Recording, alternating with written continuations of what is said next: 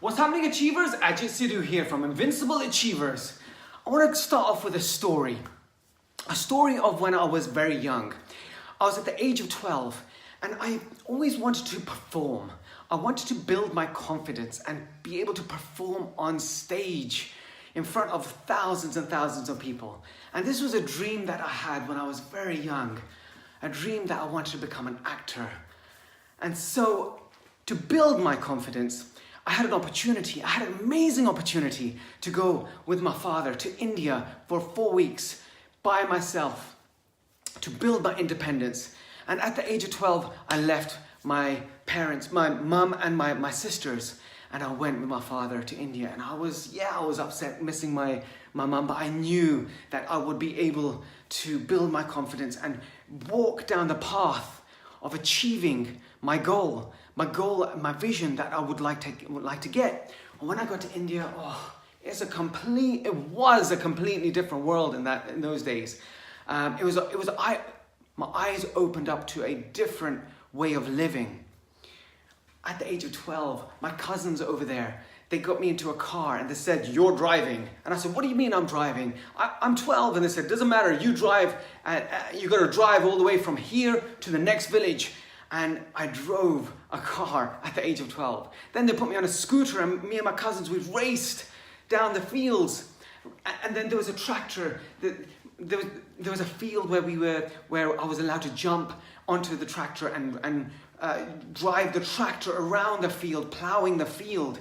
And it was so exhilarating, and my confidence just boosted up. And I thought, this is awesome, such an amazing experience. And another thing that we did, which I would never let any of these things, I would never let my children do. Me and my cousins, what we used to do, it was jump from one house to another house, roof to roof.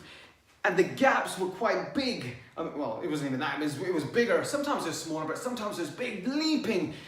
Anytime I could have slipped and fallen. I don't know what I was thinking, but my confidence was sky high. I was feeling great. And then the time came when I had to travel with my dad to pick up my mum and my sisters. And we went to the airport in Delhi. And I saw my mum and I hugged her.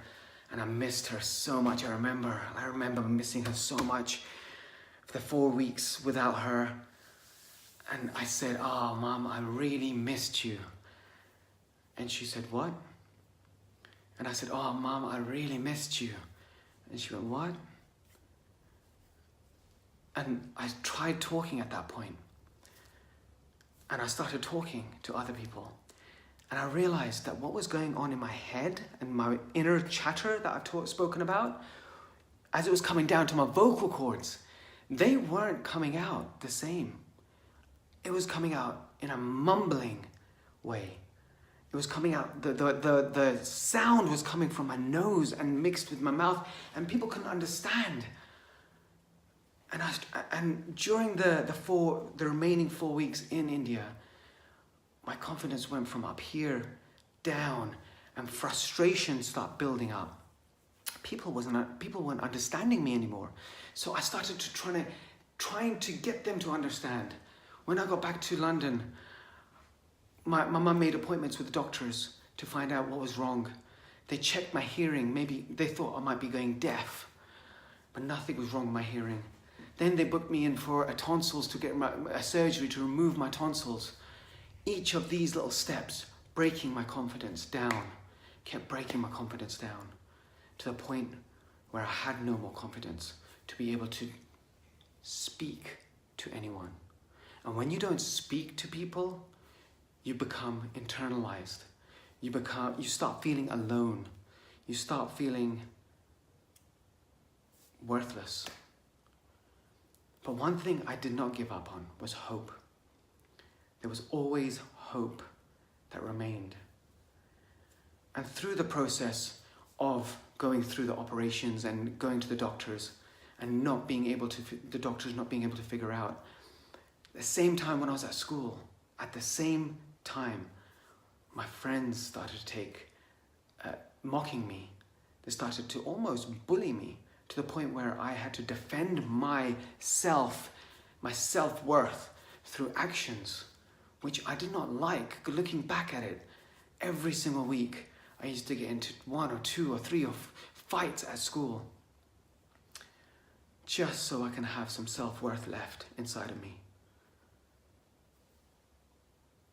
But I did eventually get my voice back. 6 years passed, and through the process of my very good friend Lee Adams, who number one kicked me in the stomach, to drop me down to the ground, to remove my ego, and then make me stand in front of the class every single week, 2 or 3 times in a week, standing in front of them, teaching them martial arts. I had to learn to project my voice, and to this day, I still speak from my stomach. And when my stomach area gets tired and I go back to the voice, like 95% of the people speak through their throat, I'm unable to speak from my throat for some reason. But one thing I did not give up on was hope. Hope was the seed that allowed me to continue. But when I did finally get my voice back, from that hope, I had new visions, new goals, new dreams, and I went down that path. But my confidence had been knocked and shattered to the point where I couldn't even tell this story to anyone until this year, 2018, was the first time I actually spoke up about the emotions that I went through by accident when I was standing in front, training my 20 or 30 staff in a training process at my nursery.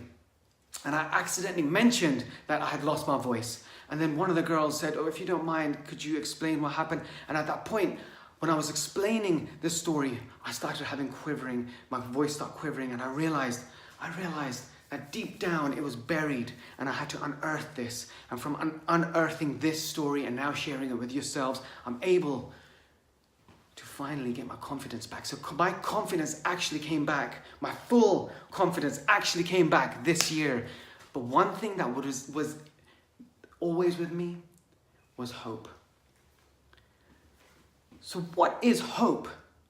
Hope is the seed that everything, all of our goals, visions, dreams, achievements are all created from. If we lose hope, we lose everything. One thing we can never lose is hope. Because from that seed of hope, our visions, our dreams, first we start dreaming, we start thinking, oh, I could do this. There's a possibility that I can become this. I could do this.